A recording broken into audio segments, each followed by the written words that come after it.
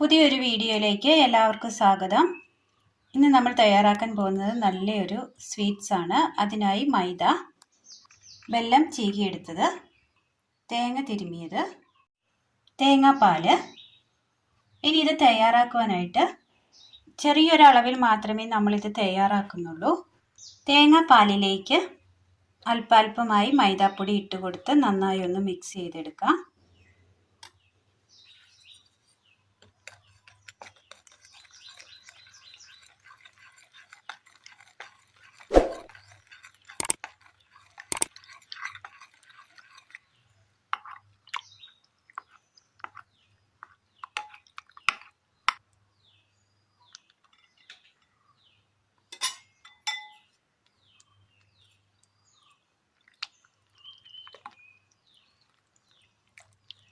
ഒരു അരമുറി തേങ്ങയുടെ പാലാണ് നമ്മൾ എടുത്തിരിക്കുന്നത്.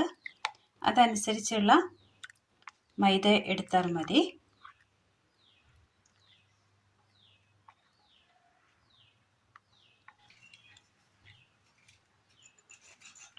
നന്നായി കുറുക്കി എടുത്തിട്ടുണ്ട്.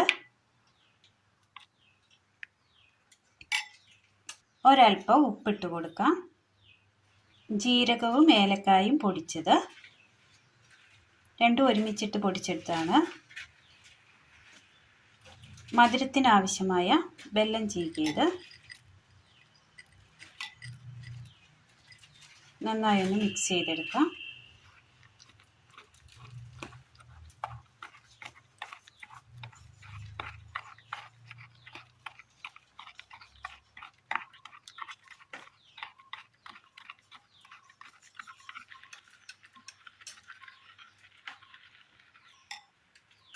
പാത്രം എടുത്തതിന് ശേഷം ആ പാത്രത്തിലേക്ക് ഒരല്പം നെയ്യ് തടവി കൊടുത്ത് ഈ മിക്സ് ചെയ്ത് വെച്ചിരിക്കുന്ന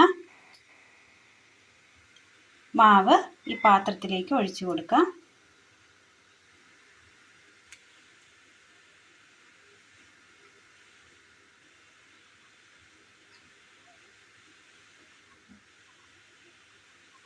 ഒരു ഇഡ്ഡലി തട്ടിൽ ഒരല്പം വെള്ളം വെച്ച് കൊടുത്ത് അത് നന്നായി തിളച്ച് വന്നിട്ടുണ്ട്.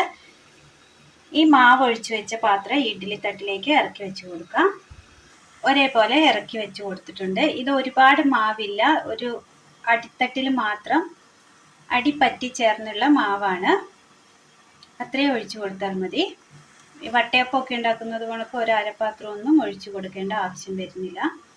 പൊങ്ങി വരില്ല, നൈസായിട്ട് കിട്ടാൻ വേണ്ടിയാണ്. ഇനി ഇത് മൂടി വെച്ച് ഒന്ന് വേവിച്ചെടുക്കാം. മൂടയൊന്ന് തുറന്ന് നോക്കാം.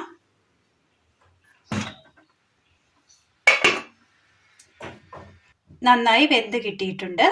ഇതൊന്ന് മാറ്റി തണുക്കാനായിട്ട് മാറ്റി വെക്കാം. തേങ്ങ തിരുമിയത് ഒരൽപ്പം ഇട്ട് കൊടുക്കാം. ചീകി വെച്ചിരിക്കുന്ന ജാഗരി, ഏലക്കയുടെയും ജീരകത്തിൻ്റെയും പൊടി, ഒരൽപ്പം നെയ്യ്, തേങ്ങാപ്പാല്, ഒരു 2 സ്പൂണ് മിക്സ് ചെയ്തെടുക്കാം.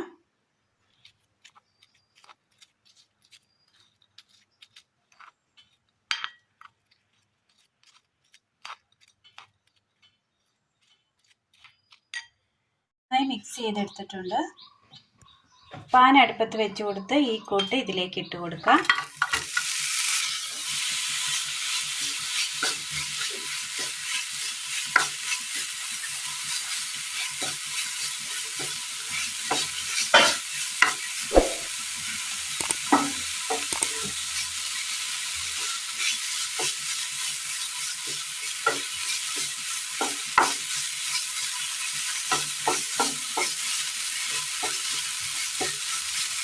ഒന്ന് വാടി വരുമ്പോൾ തീ ഓഫ് ചെയ്യാം.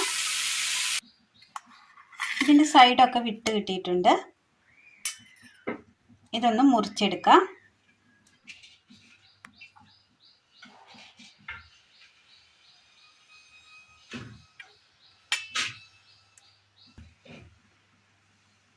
മുറിച്ചെടുത്തിട്ടുണ്ട്. ഇതൊരു പാത്രത്തിലേക്ക് മാറ്റി കൊടുക്കാം.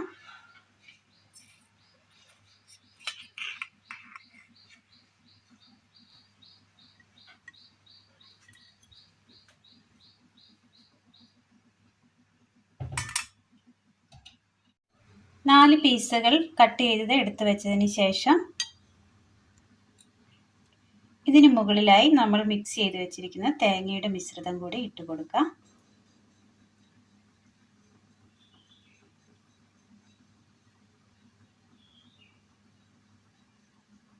മധുരം ഇഷ്ടമാകുന്നവർക്ക് ഇത് തീർച്ചയായും ഇഷ്ടമാകും.